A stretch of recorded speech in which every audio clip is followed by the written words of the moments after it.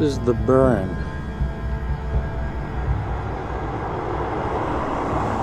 Where the Catholics were exiled.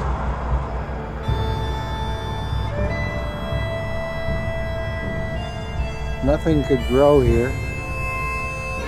No animals could live. And it's miles and miles of shale rock.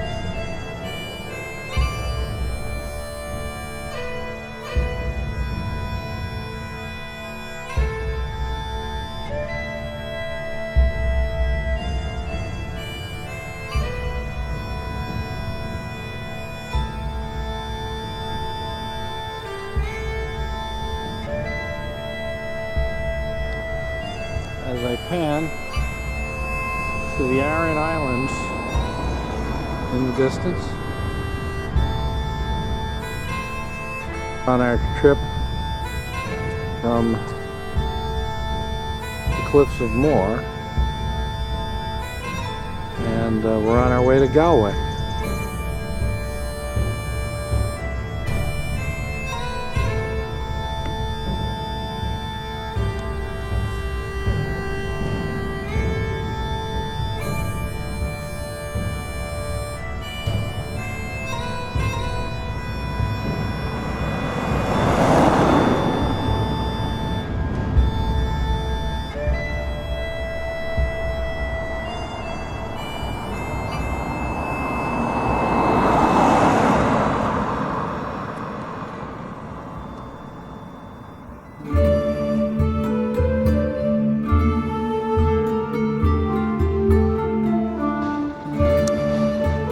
This is Ashford's Castle.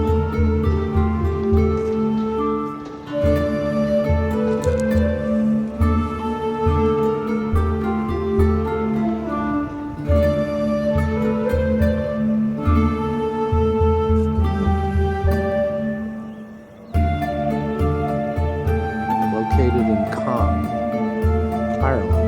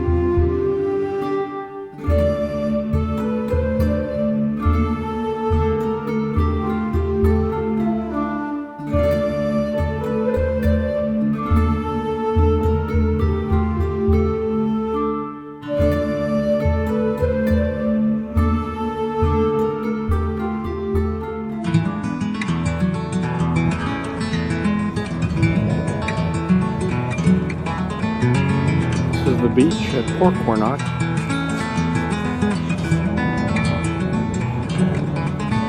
We've learned from the Crawfords that this was the site.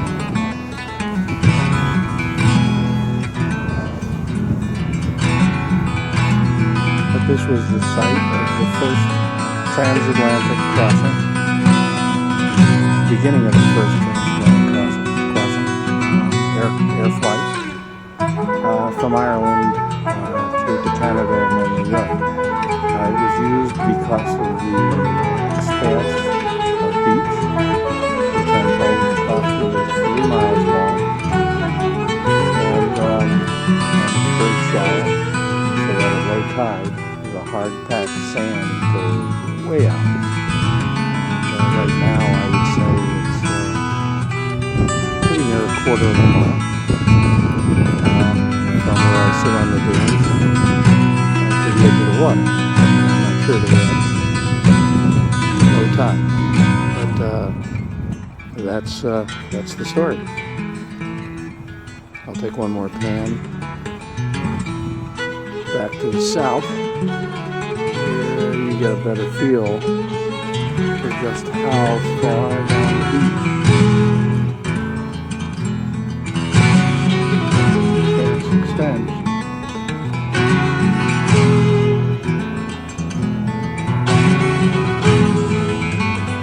Long way down there. That's 3 miles. That's long enough for an aircraft to take off. Also, this cut of land that comes out here. So the picture is Coast fishing community just to the east of Dublin. And a small island off the coast.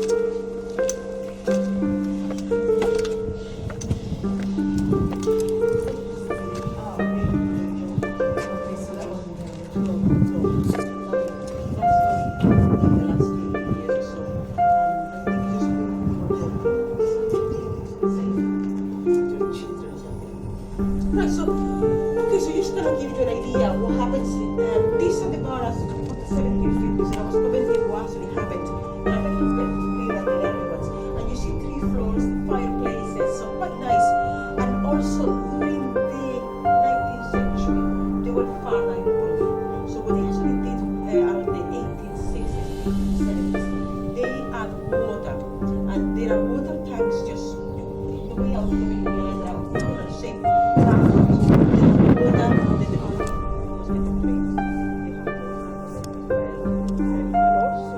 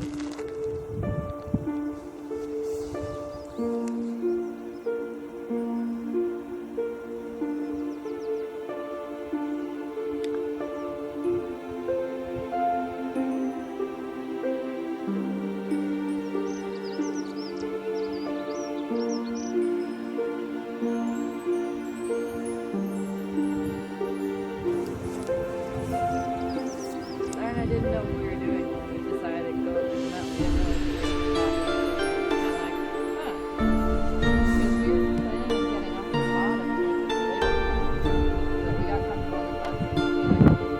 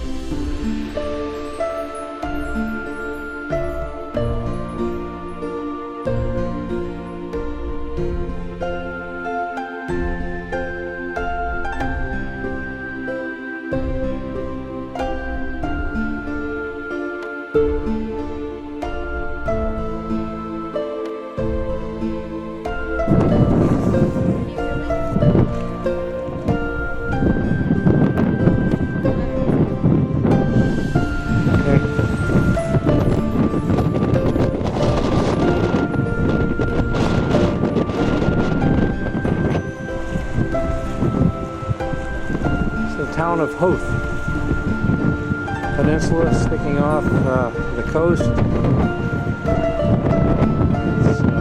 It's just north of Dublin.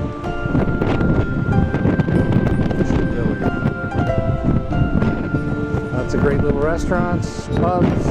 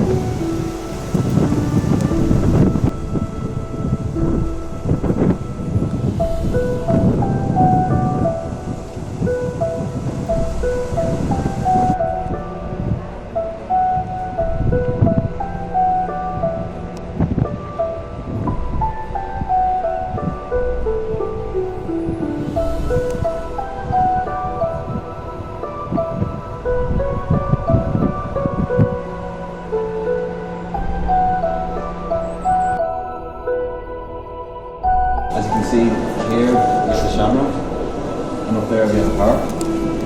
He was one of the first Grand Masters of the Knights of St. Patrick, and that's why this statue is in a lot more detail than any of the other statues. If you want to take a look here at this painting, you can see that it's pink, it's blue, and again, as I mentioned, the colour associated with St. Patrick. So we're now going to move on towards the north transept, but before we reach the north transept, there's one or two things I would like to show you. So if you want to follow me. Is this tour just done?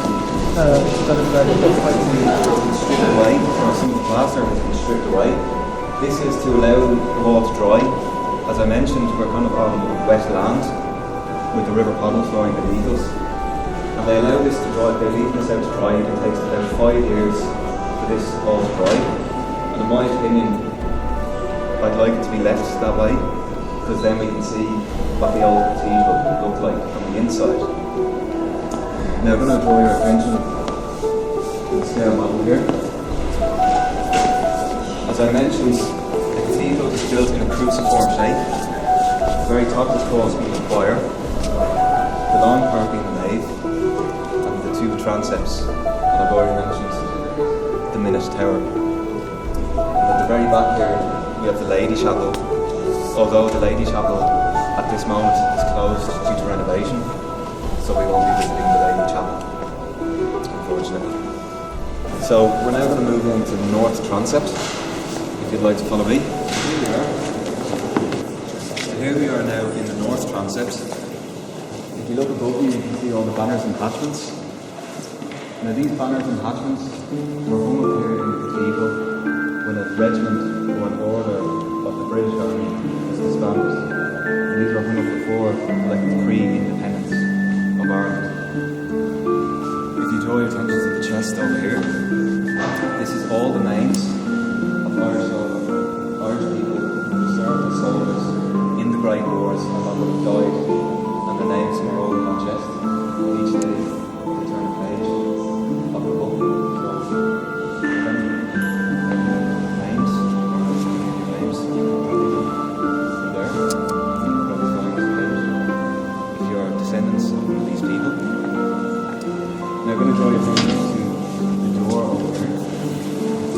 Now in 1492, two families, Butler's born, Fitzgerald's over there, living just outside the city walls. And the Butler's born, you can see the fight was getting out of hand, ran into the chapter house, and said she was out, locked the door, so they would say, and would be slaughtered. And Fitzgerald in there were banging on the door, asking them to come out on a truce. Now the Butler's born hears that they'd be slaughtered if they went inside, ordered the hole to be cut in the door so that the head of the Butlers and the head of the Fitzgeralds would shake hands and cause a truce. And call it the truce. And this is where we get the term, chance your arm. If any of you people heard that term? The chance your arm.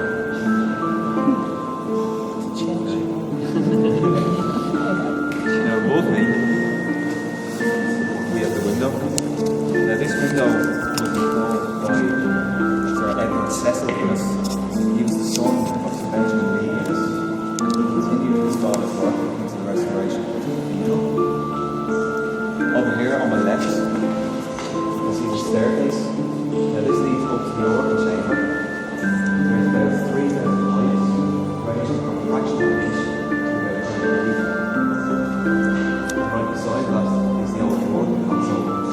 The organ console was replaced in 1963, and this is the old organ console. This was installed in 1901.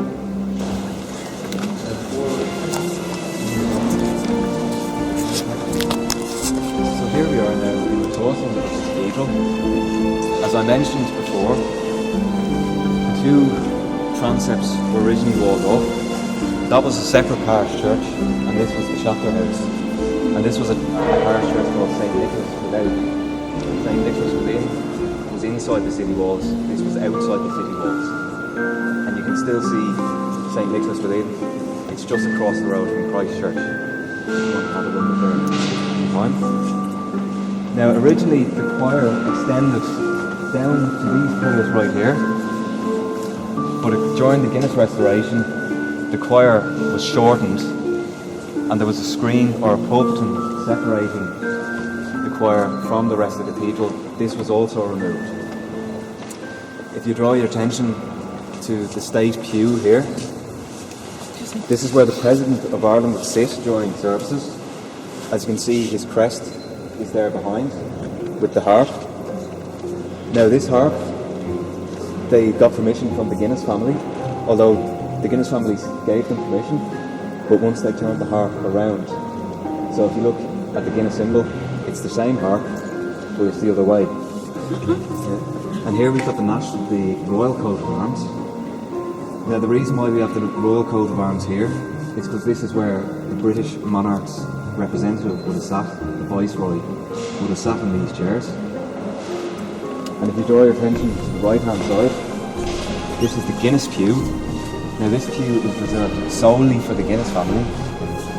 Not even Her Majesty the Queen would be able to sit in this pew, as it's reserved, as I mentioned, solely for the Guinness family.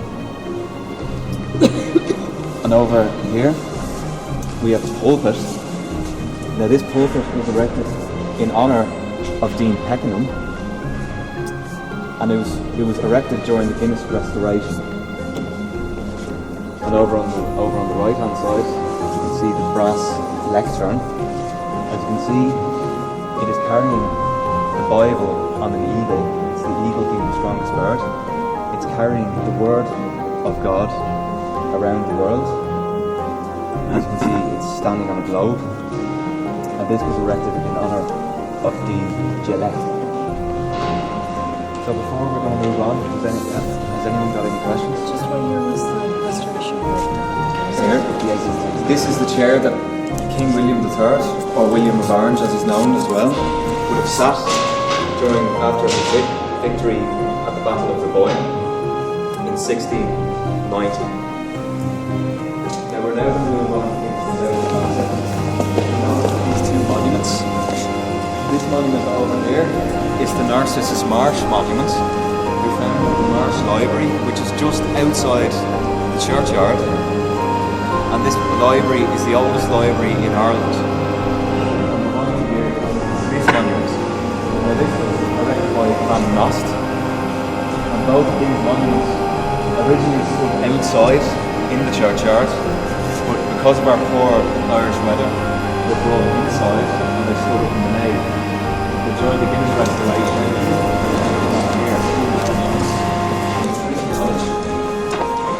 another interesting thing about Archbishop Whiteley is he actually trained his dog to climb trees, which meant that he was a bit of an eccentric and also a bit of a character. Up here we have a monument erected in honour of Jonathan Swift's humble servant, and it's really unusual that a monument would be erected in honour of a servant, but he erected this monument in honour of his diligence and fidelity and his humble station. If you look at this statue here, this is actually 3 statues pieced together. This was pieced together during the Guinness restoration. The body of the statue is of a 13th century effigy, while the head of the statue is of a 16th century statue, and the bottom of the statue is an old pulpit.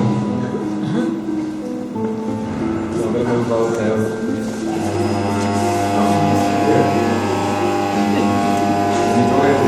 This statue of St. Patrick's. This is made out of boggo. It's carved out of boggo. We don't know how old the statue is, but it was given to us by 2 sisters from County Offaly in the Midlands in 1991. And just beside here, we have 306 grave slabs that were found in the park inside. The other 2 are built right into the back of the building here, and the other is up in the western part of the nave. And behind that is this wooden frame, and this has all the names of the Knights of St. Patrick. So if you want to take a closer look in, you can see if any of your names are in there.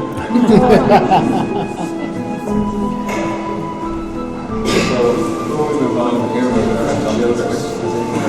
Now Douglas Hyde was the first President of Ireland from 1938 until 1945.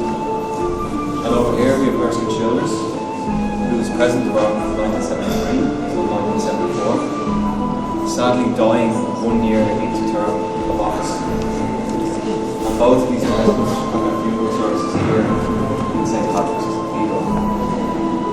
So now we're going to talk about our good friend Jonathan Swift, and I'm going to point out his pulpit over here. Now this pulpit has originally on wheels, and so Jonathan Swift used to wheel around the cathedral, and he'd shout his sermons down and he wants them sleep in the church. And over on this side we have his communion table. Now this is where Jonathan Swift would serve communion up at Larracure in County Meath. This is near Trim, and this is where he would have given communion. And I'm going to draw your attention over here now.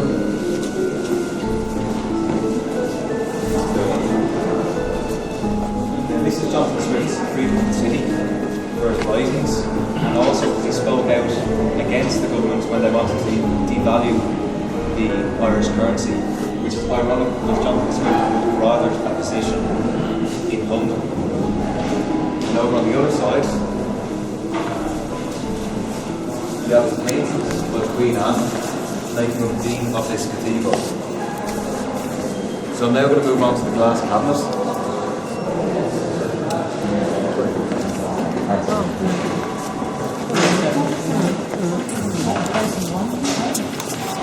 So here we are at the cabinet.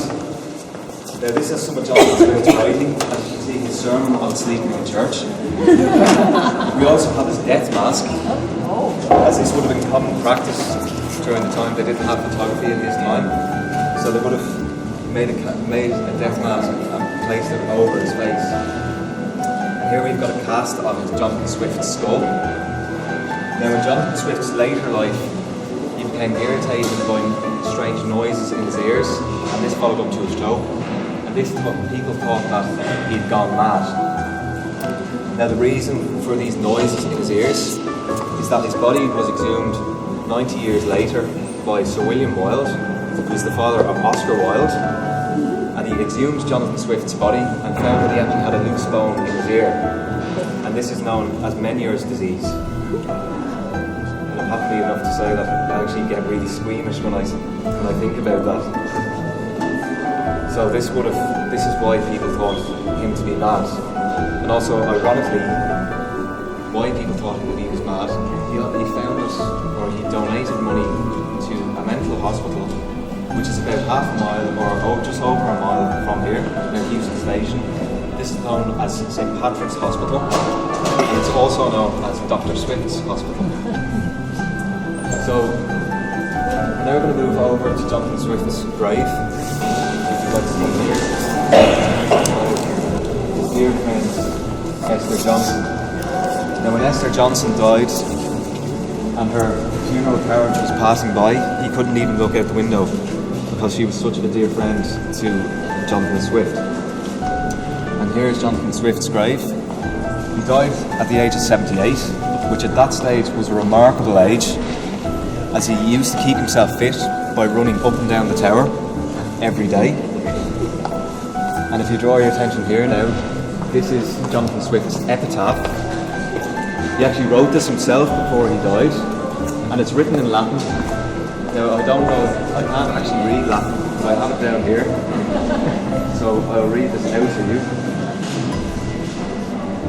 Here lies the body of Jonathan Swift, Doctor of Divinity and Dean of this cathedral, where savage indignation can no longer laricate or lacerate his heart.